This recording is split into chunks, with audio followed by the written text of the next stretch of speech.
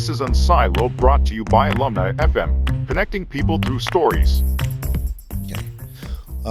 Welcome to Unsiloed. This is Greg LeBlanc, and I'm here today with Lydia Pyne, who is, a voluminous writer, I should say, and is also at the Institute for Historical Studies at UT Austin. Also the author, most recently, of a book called Endlings, Fables for the Anthropocene. Anthropocene. I always know how, I can't remember how to always forget that, how to spell that, pronounce that. Also, Genuine Fakes, How Phony Things Teach Us About Real Stuff. Another recent book called Postcards, The Rise and Fall of the World's First Social Network. And then going back in the archives a little bit, we've got 7 Skeletons and a co-authored book, The Last Lost World, Ice Ages, Human Origins, and the Invention of the Pleistocene. Now, Lydia, I have to ask you, I mean, it seems like your early work, there was maybe a little more kind of focus on kind of paleoanthropology and stuff like that. But you seem to have widened your scope.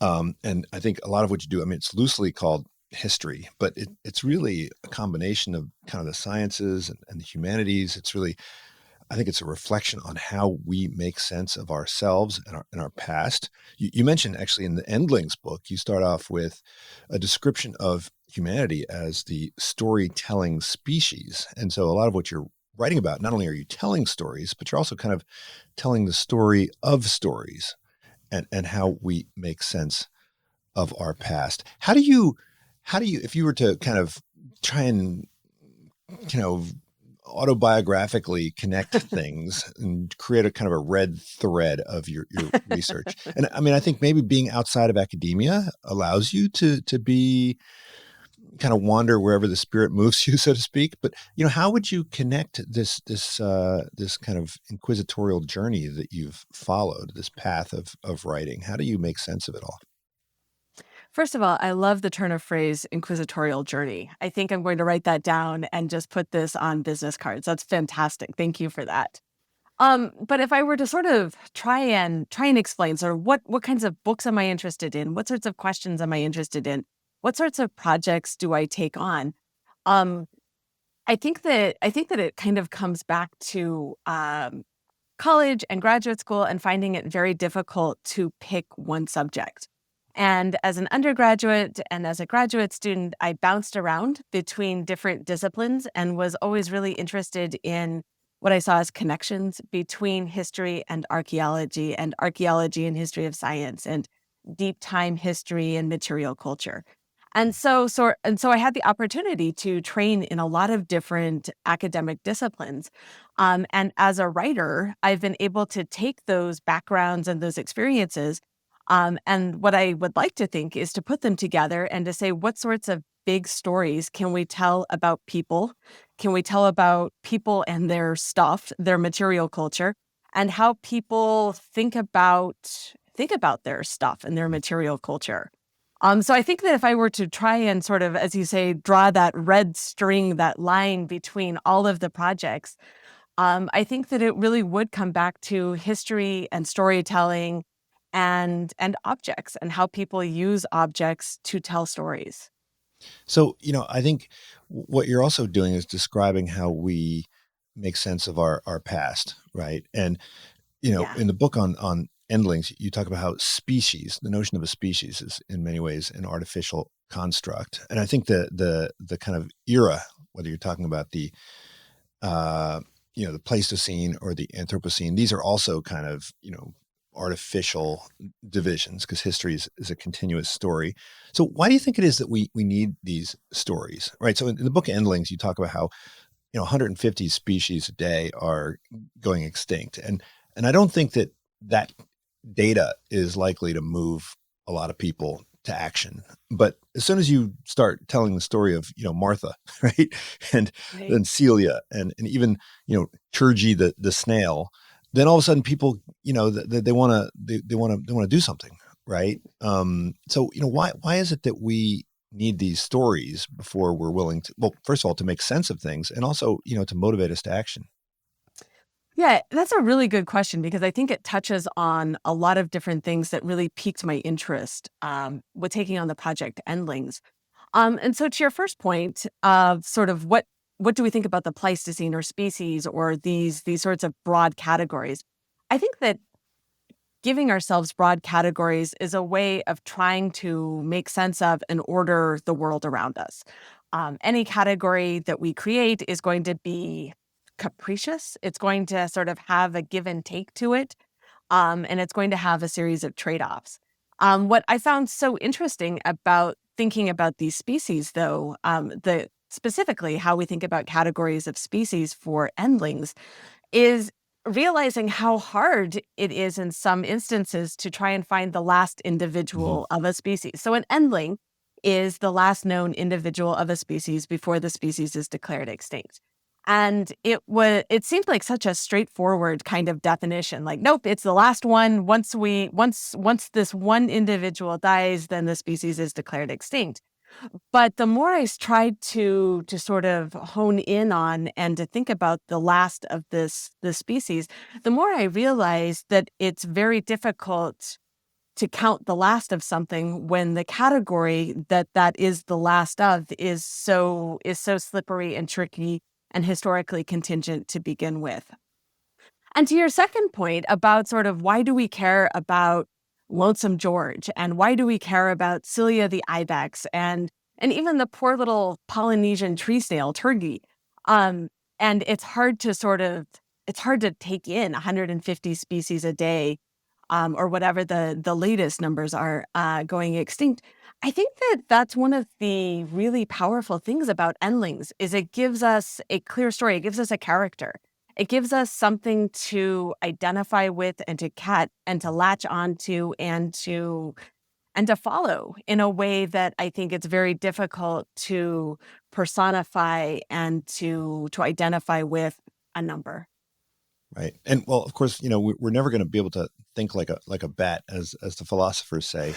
But the more we can make these creatures like humans, it seems like the more we can empathize with them. All right. And you talk about the cute and cuddly, right? And how the cute and cuddly get a lot more sympathy than the things that are not Yeah, quite so cute and cuddly. And you also talk in the other book, Genuine Fakes, about how nature documentaries are sure. almost by necessity artificial to some degree, right? I mean, you're cherry picking a story, and sometimes you're even fabricating elements of it. That was really disappointing when Oh, you I'm kind of sorry. you you kind of I mean, I knew about the lemmings, the fake lemming Oh, story, but when you told me that that David Attenborough was sneaking a camera into a cave in a zoo in Germany and then inserting it back into the documentaries in the wild, that was kind of disappointing. But I mean, I guess it's kind of like you have to, right? If you want to tell the story, you kind of have to have some actors do their thing, right? I think that this gets back to this question of trade-offs, right? That in order to tell stories, in order to have them have a narrative flow, we have characters and they do things, and there's conflict and there's resolution. And how we sort of parse those parts and how we put those parts together, I think is something that's under constant negotiation. And so, in the instance of nature documentaries, it's been really interesting to talk to writers and directors and folks that are really heavily involved in creating nature documentaries and to talk about how to explain to audiences what's going on and what they're seeing and to offer that context Mhm. so that people don't walk away feeling tricked or duped or hey, wait a minute, that they worry about violating an audience's trust. Mhm. And what's interesting, I think, is sort of you take that and you come over to the stories of endlings, and you see, okay, we're using endlings to tell stories about extinction writ large, but how do we actually put together and articulate the story of Benjamin the Thylacine? What sorts of literary traditions are we drawing from to be able to articulate this story? Do you think that we also draw similarities between the extinction of these species and the extinction of some of our cultural groups, right? I mean, there's probably not quite 150 a day, but there's quite a few languages that are disappearing, and kind of communities, and once they're gone, we want to kind of revive them, right? So you tell the story of the Mayan Codex, right, where Mhm. after the language of the Mayan, or at least the hieroglyphic language of the Mayans, were lost, we spent enormous amount of resources to try and kind of reverse engineer it and figure it out, right? So we didn't really appreciate it while we had it, but then after it's gone, we invest all these resources to try to make sense of it. Are we do we need to be telling more of those stories? And would we need to kind of, I don't know, not anthropomorphize, but maybe westernomorphize the stories of these people in order to generate sympathy for them? I mean, I do a lot. I spend a lot of time talking to Mhm. anthropologists and Right. evolutionary biologists, and of course, they love to go to visit the Hadza and Sure. these other groups. And the thing is, there's not that many of them. I mean, there's just a few, and it's almost like the scientists are like, please don't change, don't stop, don't use guns, like don't use Yeah. clothing and stuff like that. They're now trying to preserve them, whether these folks want to be preserved or not. Um, is do we need a new type of storytelling to kind of make sense of those groups? That's a really interesting question. And I think that I'm trying to think of sort of how to articulate it. Sort of made all of these different ideas pop in my head. I think that one of the things that I found with Endlings is that the stories we tell about the last individuals of species do tend to slant very Western. And I think that that's a function of Endling itself being a English word, that we don't Mhm. have another word in English or in a language other than English that connotes the last of its kind before extinction. And so I think that as a function of Endling being an English word, I think that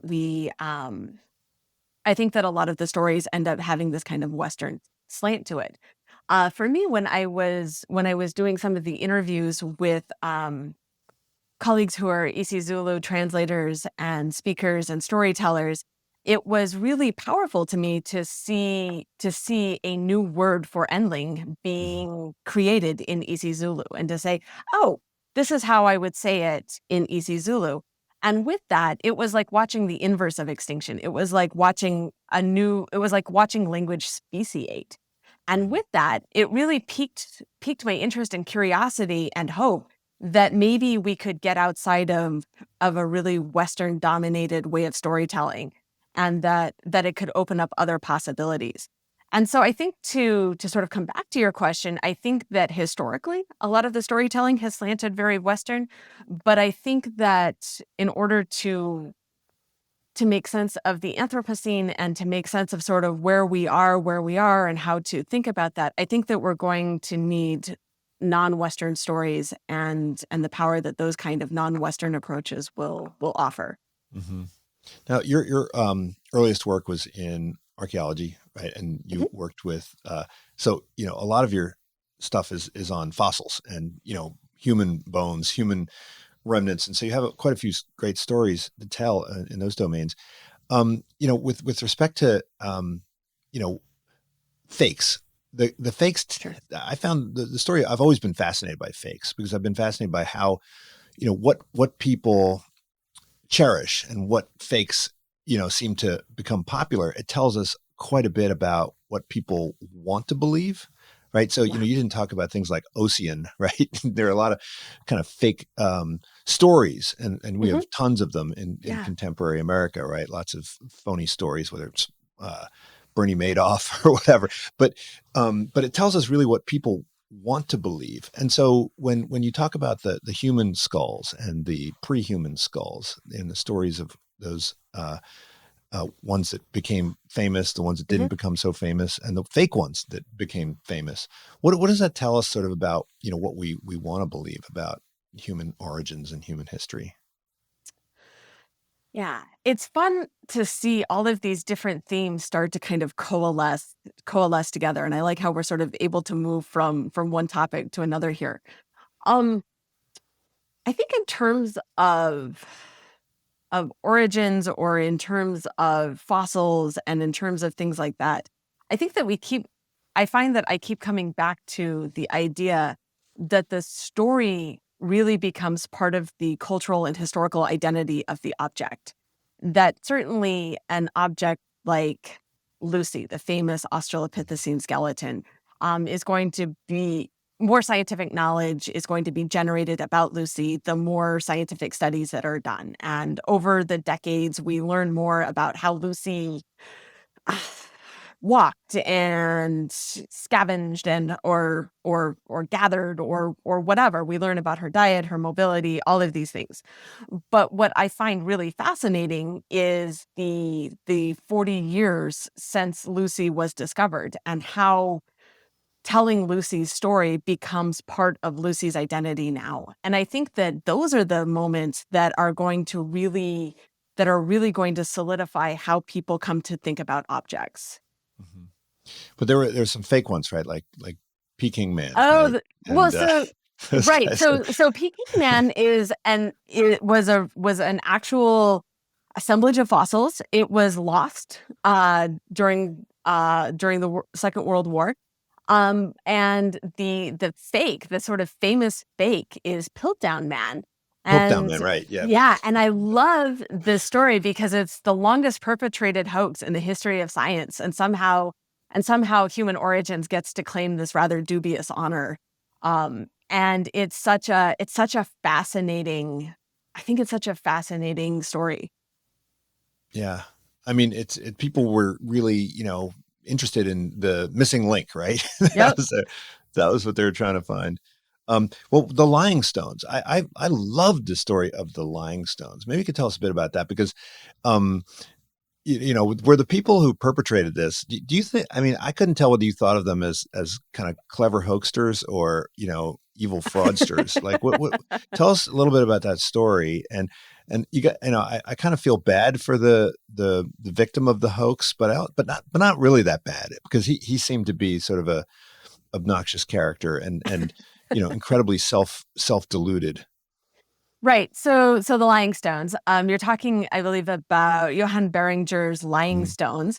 And this is sort of in very early days of paleontology and fossil collecting. And Beringer was a naturalist and medical doctor who was really into collecting fossils around the sort of Würzburg area in Germany and was really interested in accumulating all sorts of curiosities to add to his cabinet of curiosities.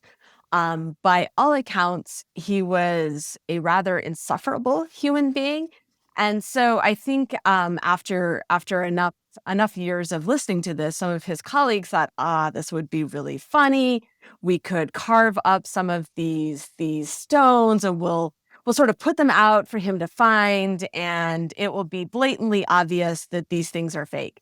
I had the opportunity of seeing two of them, two of the Lying Stones. They're at Oxford, and they're just hilarious. I don't know any other word. I keep trying to find a more dignified word than hilarious, but they're just hilarious. They're just squiggles and you see beams of sunshine and nothing that we would think of as a fossil today, and nothing even that people in the 18th century ought to have thought of as fossils either. But Beringer buys this whole thing hook, line, and sinker, and is just absolutely convinced that he has found this is it. This is the load of fossils.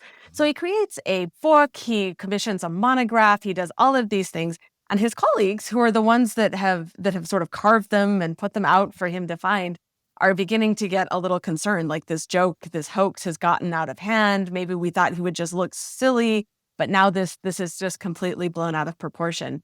And eventually, as I explain in Genuine Fakes, it comes to a head.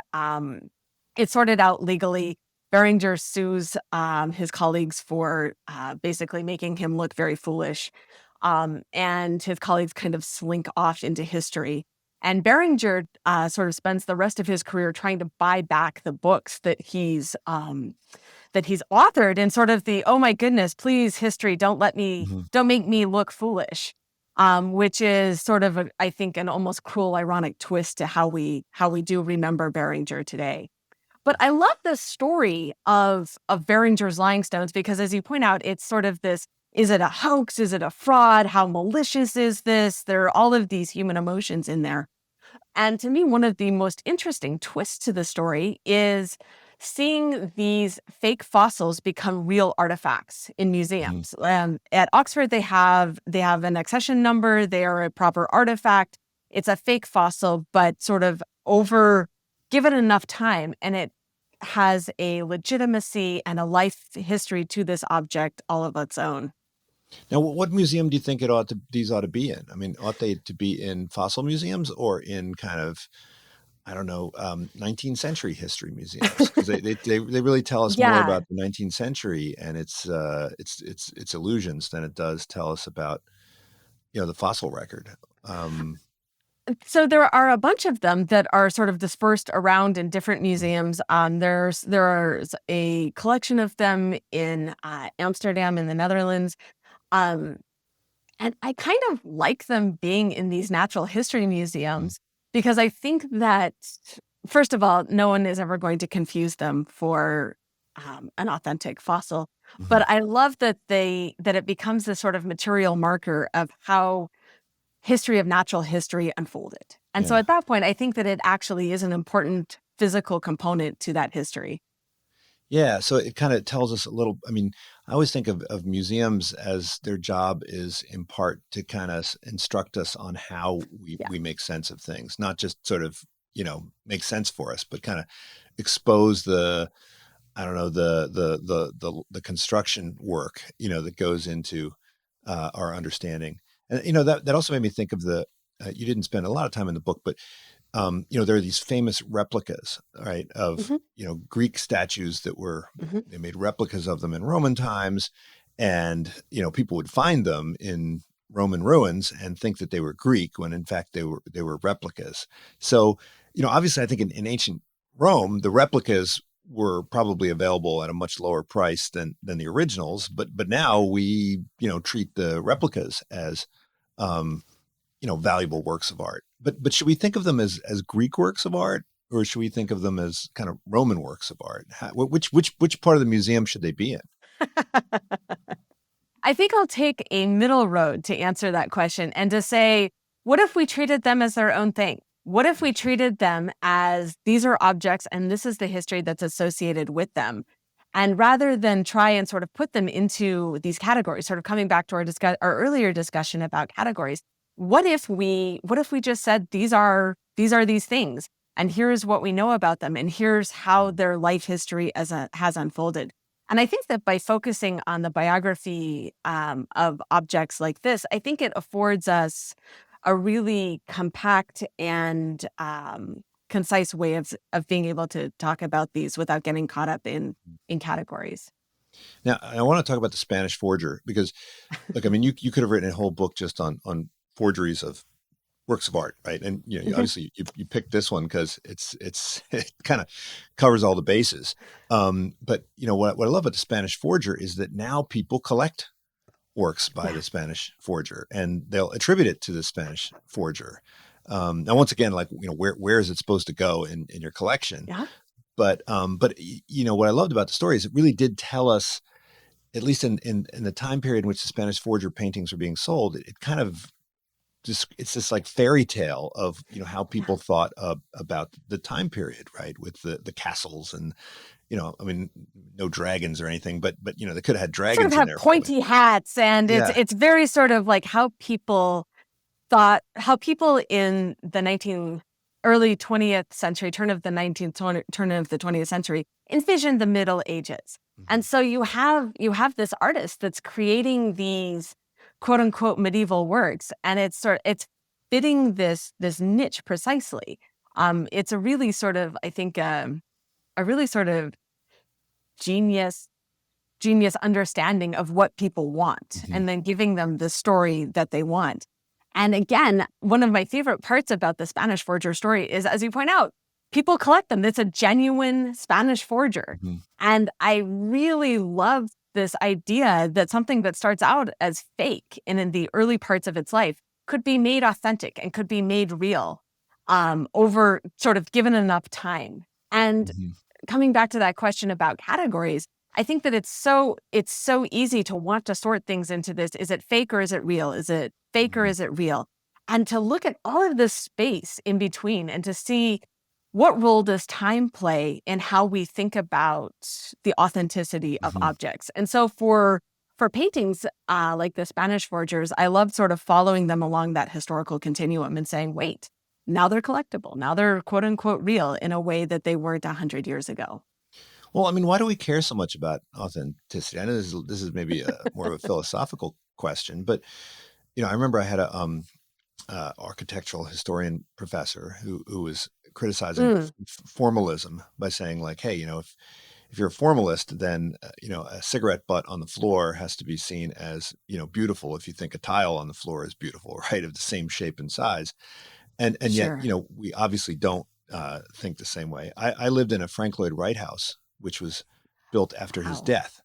So, Okay. the design was made by Frank Lloyd Wright, and it was actually Hmm. supposed to be in Southern California. And the estate, right, the estate of Frank Lloyd Mm. Wright, sold the plans, and it was built in a different place. So I would say, I live in the Frank Lloyd Wright house, but not really. It's like, is it or isn't it? How should we?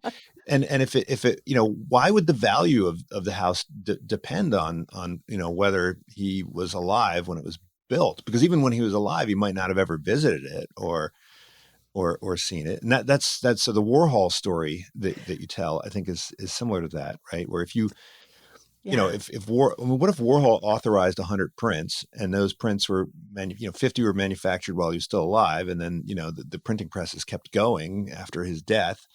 Why would the ones that were printed kind of after his death be worth less than the ones that were printed while he was still alive? Right? It raises an interesting question. I was so curious to see Paul Stevenson, the artist who's sort of continuing the Warhol project. It was so curious to see this moment that really forced that question of what are our expectations? Hmm. And I think again, more than me wanting to be the person that's sorting it into buckets or into categories, what I found so curious was this forces this question. And I think the point And that to be I just to came be away clear, with. is that he had the Oh he yeah. had the tech, he had the original negatives, right? Or Exactly. He had the the negatives, he worked with the person who had done authentication for Warhol. It was the same paint. I mean, it really was sort of like the only thing that had changed was Warhol was dead and decades had passed. And it Mhm. was again sort of playing with this element of time. And what does this element of time do for how we think about authenticity and change? And I really loved how it forced this kind of question in a way that I think some of the other objects that I talk about in Genuine Fakes didn't necessarily didn't necessarily do. Well, I wonder if the same issue arises when you think about kind of reviving these extinct species, Yeah. right? So I interviewed Beth Shapiro about this, right? Hmm. And if you were to take the DNA of a mammoth and somehow revive it, right? Yeah. Would it be a mammoth, right? I mean, or would it be something else? I mean, obviously the culture of the mammoth and the inherited knowledge of the mammoth would have to be sort of reconstituted. You hear about these languages, right? There are Hmm. some languages that are being revived. I mean, Right. Hebrew really Hebrew, or is this some completely different thing? And the other example of this that Beth was talking about is, most bison out there have Hmm. lots of cattle blood in them, right? Cattle DNA. Are they really bison, or should we be thinking of them as a new hybrid Yeah. species?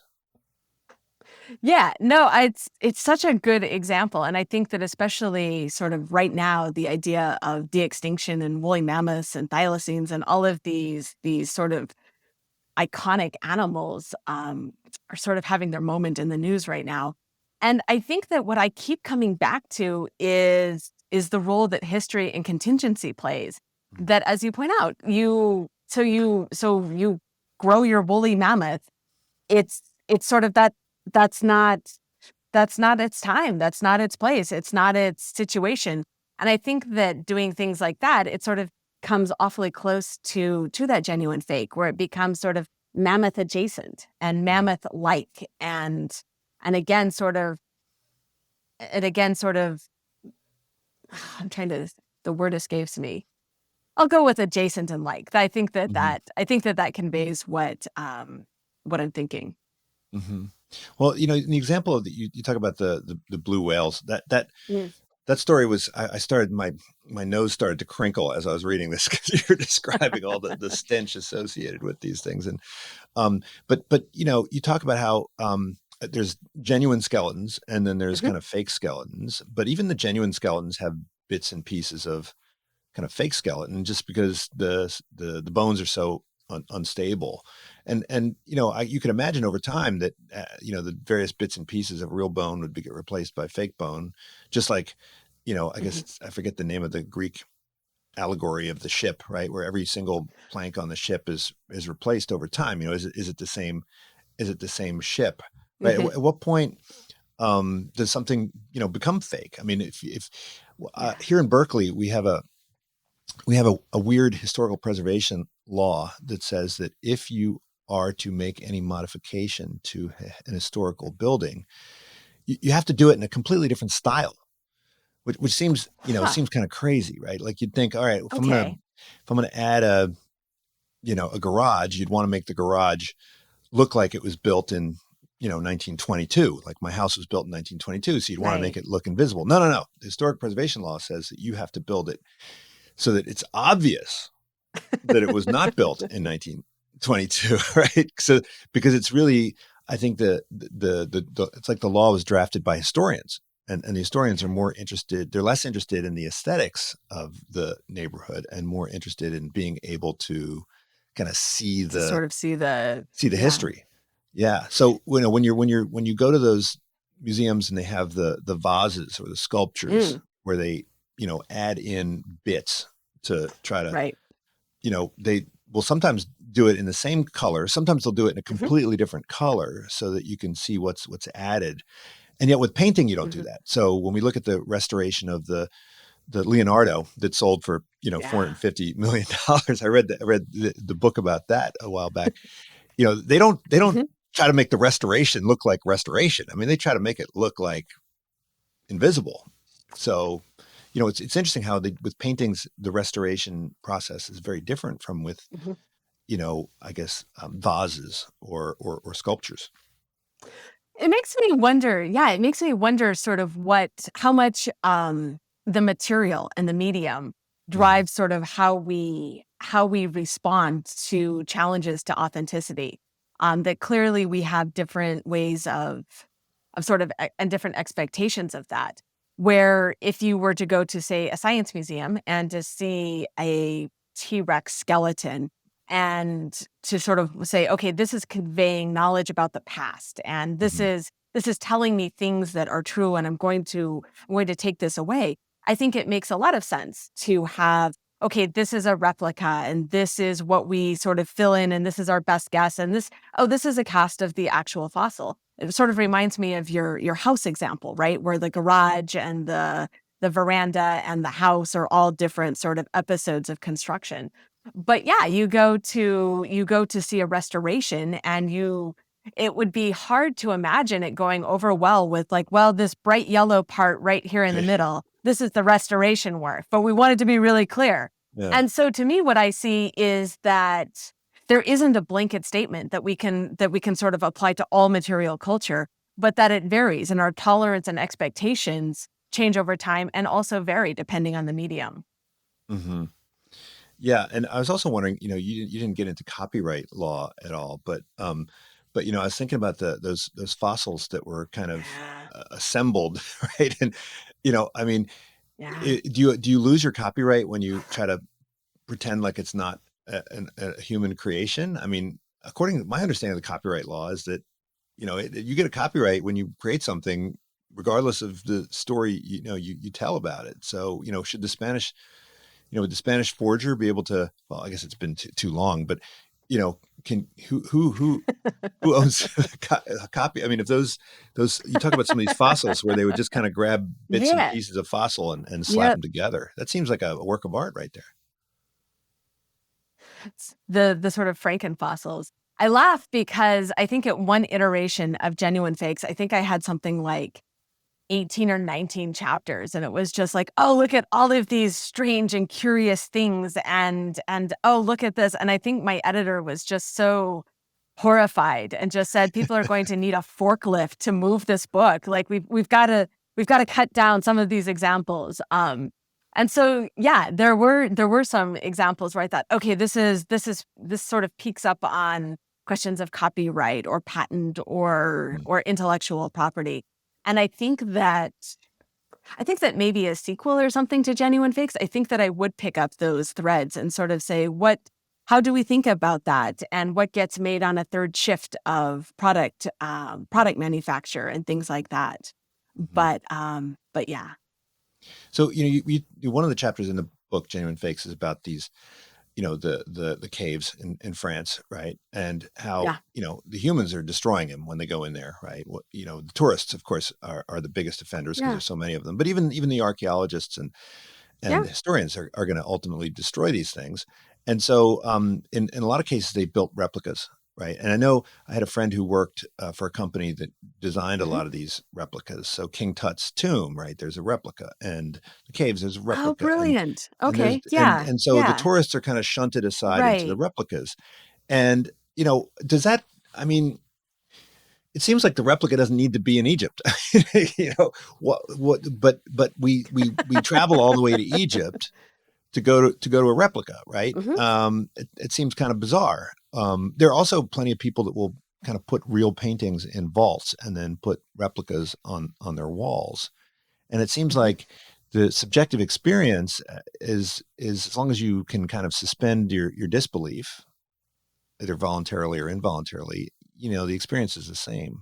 So, should we be thinking about, building more replicas? I mean, if we think about Palmyra that was destroyed in Syria, Yeah. what if Palmyra was a replica and the real Palmyra was, kept under lock and key somewhere, where the bad guys couldn't blow it up, right? I mean, should Yeah. we? What do we lose something when we go into this replica? I mean, you talk about how they even made the temperature and the Hmm. smell, you know, Yeah. as similar as Yeah. possible to the original.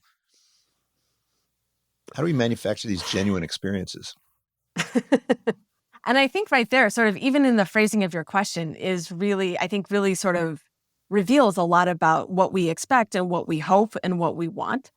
One of the things that's really interesting, I think, is to look at, again, the surrounding context to the replica.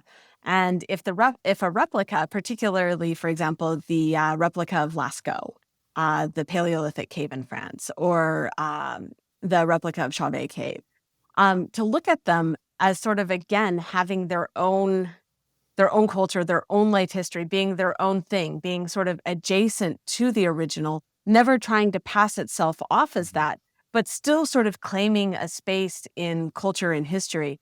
I think that there's a lot of value in that, particularly when we're trying to manage the trade-offs of um, heritage preservation and the sort of being able to maintain the original Mhm.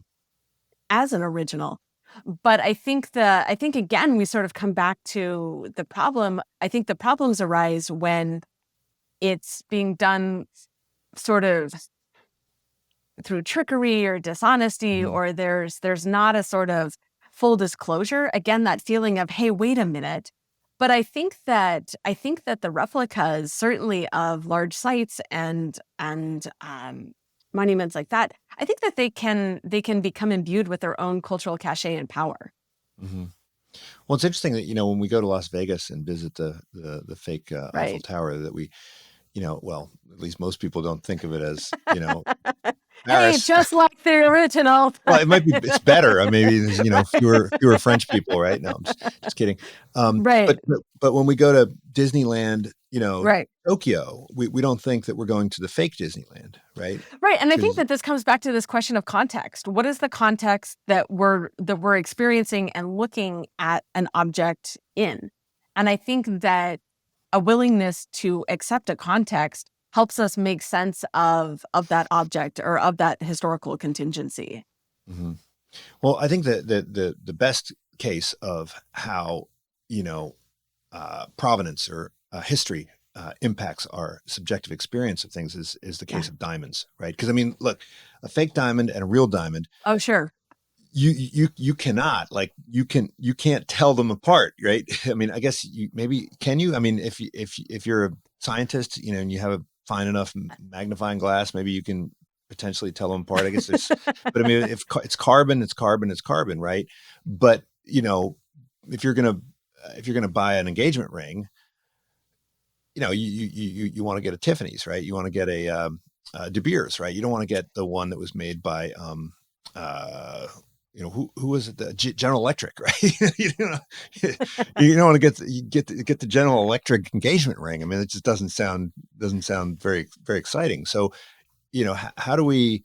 And I know that what De Beers has done, and I remember I met Mhm, with the CEO of De Beers a couple of years back, is they now like put a engraving in the, mhm, it's called like mhm. a forever mark that kind of Yeah. gives you some story, and you can go and look it up, and you can see it's almost like the number on the inside of the thoroughbred's mouth, where you can Yeah.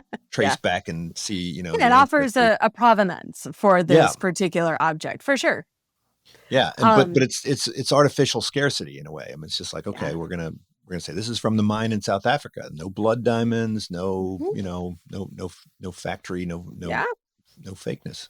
Somebody had to like slave underground to get this thing out, right? I found the example of laboratory grown diamonds really, really interesting because to me, it really forced the question of how much do we care about the context that surrounds the object to value the object the way we do. And it's funny that you bring up De Beers. De Beers actually has a jewelry line of laboratory grown diamonds. You can get your genuine De Beers laboratory grown diamond. And several other companies are sort of working their way into the laboratory grown diamond market and are sort of doing it to specifically call out as an answer to a really problematic history of Mm, mining. And to say, look, this is more ethical, this is more yeah, green, this is more all of these things that we want to value. And the object at the end is sort of a manifestation of these alternative it's a different context, this story. alternative value. Yeah, it's a different story. And so I think that we keep coming back to which story do you want? And that's going to be reflected in the diamond that Yeah, you pick. yeah. I mean, it's like furs. I mean, there was a recent scandal here in San Francisco where there was a retailer that was caught Mm. selling genuine furs as fake furs, and it was. I mean, Oh, that's what and a fantastic twist right, and I found that, so the I was like, story. Yeah, no, I'm like that's horrible. I shouldn't say that's fantastic, but like from a no, storytelling perspective, that's so curious to sort of see the other thing being the thing that's wanting to be yeah, valued. Yeah, yeah. So that was why it struck me. It's like, wait, at what point yeah, did the real furs become less mhm, valuable than yeah, the fake furs, right? And you hear stories about people getting blood tossed on them when they're wearing fake furs, and yeah. and I get, I mean, it raises an interesting philosophical question, which is, right. I mean, it's like if somebody is engaging in violence in video games, Mhm. right? I mean, is that okay now? All of a sudden, you could be a racist in an imaginary world, right? Is that okay now? Or you can be a pedophile in a fake world. I mean, obviously not, right? So if we're wearing fake furs, it sort of seems to still be. I mean, I have this question about meat. Like, I very Mm, careful to kind of find out the background story of the meat that I buy, right? And if I, mhm. if I don't know the background story, I generally just stay away from the meat. If I go to a restaurant, because I really want to know that it was produced in this, humane way. Now that would suggest, if you care about Right. humaneness, you would love to eat like fake meat, right? But Mhm. I just, the whole idea of fake meat is so disturbing to me, right? not from a health perspective, but just from a, it's like, look, if you're creating vegetables to taste like meat, you might as well just eat meat, right? So, if I'm going to eat vegetables, I'm going to eat vegetables. There's something about, I don't know, and it's purely aesthetic. I mean, there's no other Mhm. reason why you would want to avoid fake meat other than, it just seems there's something phony about it. Um, you didn't mention I this, think but the there is story this of new, laboratory, yeah. yeah, there's I'm new sorry, lab go meats. ahead. Well, Yeah, there's two. There's both the meats that are made out of vegetables, but then there's this new right. like way in which you can grow meat from stem cells where there's no animal that dies in the Right. process. I think the story of the laboratory grown meat is the most sort of in parallel with laboratory grown diamonds. And I Mhm. think that I would point to it taking a while for laboratory grown diamonds to sort of come into their own thing and to be this thing that's like so sought out. And as you say, they're not for everyone, but certain people and people who value the kind of story that's associated with them are going to gravitate toward them. And I would venture a guess that, give it enough time and meet adjacent things will find their story people, the people who want to have that story with the thing that they're consuming. Now, because you started your early education looking at Mhm. fossils and bones and things, we have a view of the past which is dominated by what remains behind, right? So I remember hearing someone make the claim that the earliest form of human art was paintings. And I was like, well, that seems to be like a survivorship bias, right? I mean, Yeah. music and stories, they probably existed. We just don't have a record of them. And so, will future historians look back at the 21st century and say, wow, these people, they never really produced much in the way of content because all the content is ephemeral. I mean, so in your book Postcards, Mhm. right? There's this huge like rise and then fall Yeah. in the volume of postcards, and you liken postcards to like texts, right? Mhm. Because you could send cards 5 times a day. Back in the day, you would have post to Yeah. post, particularly in large cities. The mailman would show up 5 times a day, and so you could basically just have like a text message string going on. And I Mhm. think in Paris they had the pneumatic tubes and Yeah, stuff. but large cities had the giant pneumatic tubes. They're fantastic. Yeah. And so, we're all texting, and all these texts are just going to disappear. They're just going to vanish, right? And so, of course, speech vanished, but Mhm. texts are really more like speech than they are like letters, in the sense that they're just going to disappear, and people don't write letters anymore. So, I mean, I know there are some folks that are lobbying for more spending on, I don't know, storage of Mhm. virtual documentation, but like who's Mhm. gonna pay to preserve all your texts? Like you're not gonna leave in your will like here's some money to, and Right. and even your kids probably wouldn't even have your password, right? So when you found this box of postcards in your attic, Yeah. right, from your grandparents, you're not going to find, your grandkids aren't going to find a box of texts in the attic to kind of reminisce about, and find out more about what you were like when you were young. So is this going to pose a real problem for historians going forward? I think that what fascinated me about postcards was this is the largest artifact class that humankind has made and exchanged. And that to me was such a mind-blowing thing that they're made, they're manufactured, they're sent, they're received, all of the infrastructure that's necessary to do this thing at this particular historical moment when postcards are really popular. And one of the other things that was so fascinating about postcards was to learn, as you say, that about a survivorship bias, that we don't have a lot of postcards, that postcards were produced in the hundreds of billions. And we certainly don't have, I don't know, maybe waiting in somebody's attic, but we certainly don't have postcards that are saved at the rate that they're Mhm. produced. And so I think that I Well, I would think, offer that. so I think stamp collection was a thing. I know when I was a Yeah. kid, Yeah. Yep. stamp collection was a thing, and I had a big stamp collection, and that was sort of, people would hold on to these postcards for that reason. Yeah. Now nobody collects stamps anymore. Kids don't do that, so they're probably all getting tossed out. So I think that what I would say is the historical parallel would be that there will be some other thing. And maybe we don't have that, we don't know what exactly that is.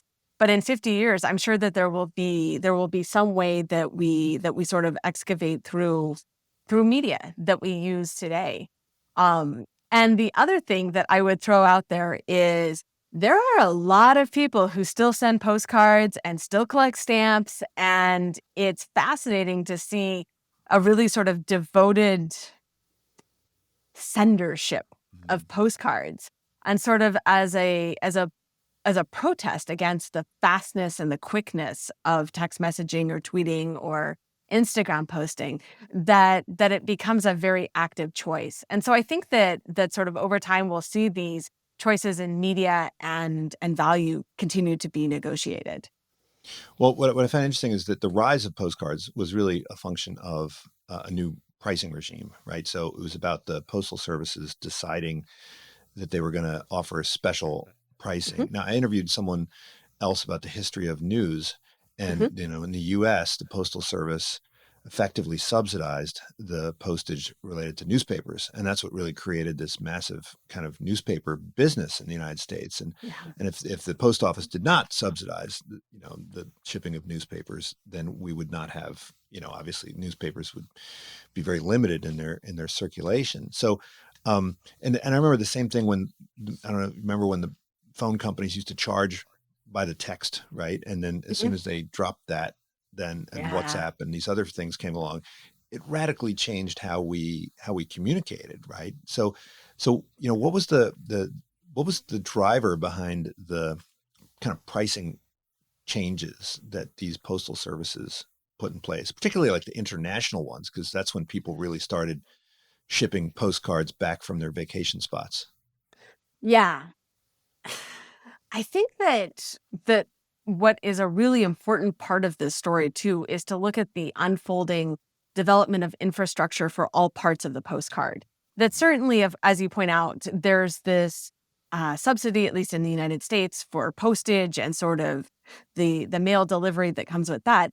But there's also, I think, a need for being able to print things en masse and being able to think about media existing at the scale that postcards do. And so that's a lot of institution and infrastructure to have out in the world to support Mhm. this. And then over the course of postcards, I mean, we start seeing postcards pop up in the mid 19th century, and we start seeing things in international treaties starting to develop soon after that to be able to facilitate sort of where does the post who pays the postage? Where does this go? How does this unfold? And so we keep coming back to these questions being asked and answered throughout history. And I think that is one of the other big themes that I would say I see across all of my projects is just because the question has been asked and answered once doesn't mean that we won't come back and ask it again and get a different answer. Mhm. And to me, that is so fascinating to see how different historical moments interact with this problem or this question or this curiosity. Mhm. And the books that we mentioned are only a small subset of your writing because you do write an awful lot for different publications. And so how do you balance your time between kind of the small projects and the big projects, right? What makes you think something is worthy of kind of book length treatment, right? What how do you chunk or clump your various kind of, I don't know, inquisitorial projects, right? How do you decide how to turn them into big or small uh, productions? Yeah, I find things when something really piques my curiosity, I have this massive list. I have this massive, massive list of this is a really curious thing. How did I not know this before? And as I start to dig into it, some things I find lend themselves to book length projects. Some things lend themselves to small books. Some things lend themselves to big books. Sometimes certain presses will have, hey, we're interested in this idea, but under X, Y, and Z sort of auspice, and the project sort of finds a way through that.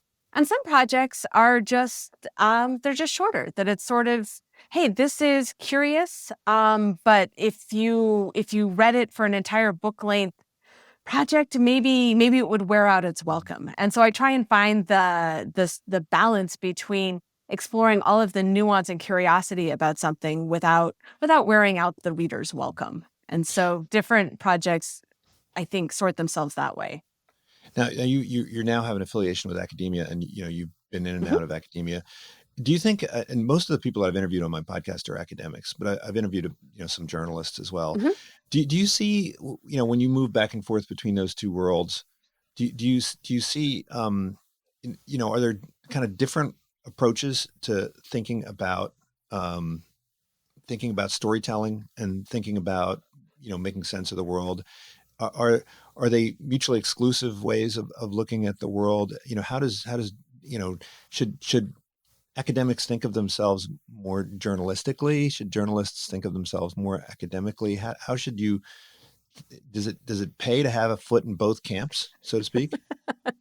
Wow, that's the question of the hour, I think. For me personally, I have found it to be incredibly beneficial to have academic training and to have an affiliation and to be able to access research and peer-reviewed journals and things like that, to be able to make sure that my work is grounded. Um, in terms of Because I think, pursuing I think things, what you were saying about yeah. journalists, it seems like every journalist should have to kind of go through some kind of training on how to, I don't know, not just fact check, but kind of Mhm.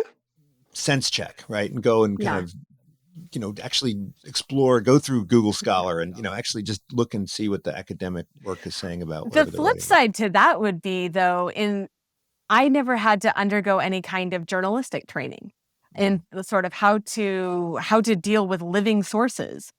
Certainly, I think that if I had pursued like oral history or things like that, that kind of training would have come. But and so I think that the requirements that historians would want of journalists, I think journalists would want some requirements of historians as well. And so I think that for me, the having the foot in both worlds has been really fun to explore topics in venues that are the most suited to them. But I think that it's something that I have to very actively think about and make sure that the methodology for the project is appropriate for the publication and the audience. Mhm. Well, Lydia, thanks so much for joining me. I think you've got a wide-ranging intellect and curiosity, and so I always look forward to the next book. I never know what it's going to be. So Well, very kind. Thank you. I look forward to getting surprised by the next one. This is Unsilo, brought to you by Alumni FM, connecting people through stories.